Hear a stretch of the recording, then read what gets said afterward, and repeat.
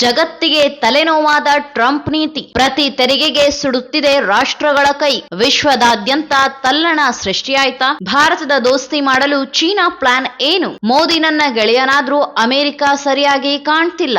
ಭಾರತದ ವಿರುದ್ಧ ಕಿಡಿಕಾರಿದ ಟ್ರಂಪ್.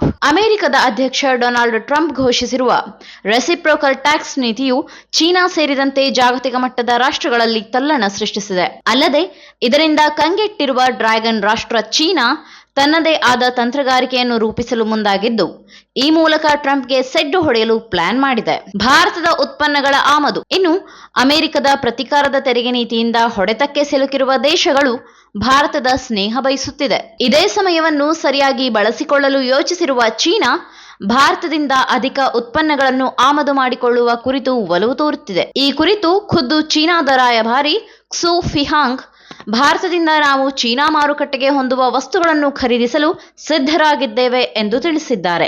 ಭಾರತದ ಉದ್ಯಮಿಗಳು ಚೀನಾದಲ್ಲಿ ಬಿಸಿನೆಸ್ ಆರಂಭಿಸಿ.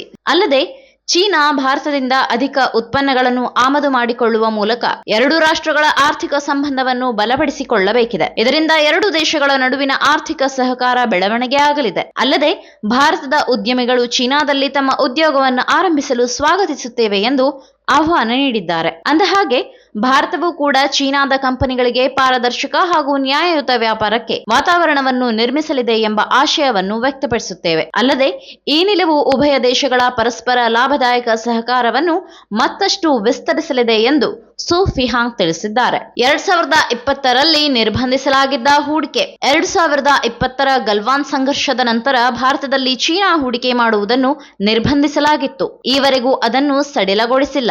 ಈ ನಡುವೆಯೇ ಇದೀಗ ಎರಡೂ ದೇಶಗಳು ಪರಸ್ಪರ ಆರ್ಥಿಕ ಸಂಬಂಧ ವೃದ್ಧಿಗೊಳಿಸಲು ಮುಂದಾಗುತ್ತಿದೆ. ತಡರಾತ್ರಿ ಘೋಷಿಸಿದ್ದ ತೆರಿಗೆ ನೀತಿ ಇನ್ನು ಬಹುಚರ್ಚಿತವಾಗುವ ಮೂಲಕ ವಿಶ್ವದ ರಾಷ್ಟ್ರಗಳಿಗೆ ಹೊಡೆತ ನೀಡುತ್ತಿರುವ ಟ್ರಂಪ್ ಸರ್ಕಾರ ಹೊರಡಿಸಿರುವ ಪ್ರತೀಕಾರದ ಸುಂಕ ನೀತಿಯಿಂದ ಭಾರತಕ್ಕೂ ಸಂಕಷ್ಟ ಎದುರಾಗಿದೆ. ಬುಧವಾರ ತಡರಾತ್ರಿ ರೆಸಿಪ್ರೋಕಲ್ ಟ್ಯಾಕ್ಸ್ ಅನ್ನು ಅಧಿಕೃತವಾಗಿ ಘೋಷಿಸಿರುವ ಟ್ರಂಪ್ ಭಾರತದ ಮೇಲೂ ಯಾವುದೇ ರೀತಿಯ ಸುಂಕವನ್ನು ಕಡಿತಗೊಳಿಸಿಲ್ಲ ಎನ್ನುವುದು ಗಮನಾರ್ಹ. ಮೋದಿ ಅಮೆರಿಕ ಸರಿಯಾಗಿ ನೋಡ್ತಿಲ್ಲ. ಅಲ್ಲದೆ ದೇಶೀಯ ಉತ್ಪನ್ನಗಳ ಚೇತರಿಕೆ ಹಾಗೂ ಉದ್ಯೋಗ ಸೃಷ್ಟಿಯ ಭಾಗವಾಗಿ ವಿಶ್ವದ ವಿವಿಧ ದೇಶಗಳ ಮೇಲೆ ಪ್ರತಿ ತೆರಿಗೆ ಹೇರುವುದು ನಮಗೆ ಅವಶ್ಯಕವಾಗಿದೆ. ಇನ್ನು ಪ್ರಧಾನಿ ನರೇಂದ್ರ ಮೋದಿ ನನ್ನ ಸ್ನೇಹಿತನಾಗಿದ್ದರೂ ಸಹ ಅವರು ಅಮೆರಿಕವನ್ನು ಸರಿಯಾಗಿ ನೋಡುತ್ತಿಲ್ಲ. ಹೀಗಾಗಿ ಭಾರತದಿಂದ ಆಮದಾಗುವ ವಸ್ತುಗಳ ಮೇಲೆ 26% ತೆರಿಗೆಯನ್ನು ಘೋಷಣೆ ಮಾಡುತ್ತಿದ್ದೇನೆ ಎಂದು ಪ್ರತೀಕಾರದ ಸುಂಕದ ಹೇರಿಕೆಯನ್ನು ಸಮರ್ಥಿಸಿಕೊಂಡಿದ್ದಾರೆ. ದಶಕಗಳ ಕಾಲದಿಂದಲೂ ವಿದೇಶಗಳು ಅಮೆರಿಕದ ಸಂಪತ್ತನ್ನು ಪಡೆದುಕೊಂಡು ಶ್ರೀಮಂತವಾಗಿದೆ. ಆದರೆ ಈಗ ನಮ್ಮ ಸರದಿ ಬಂದಿದೆ.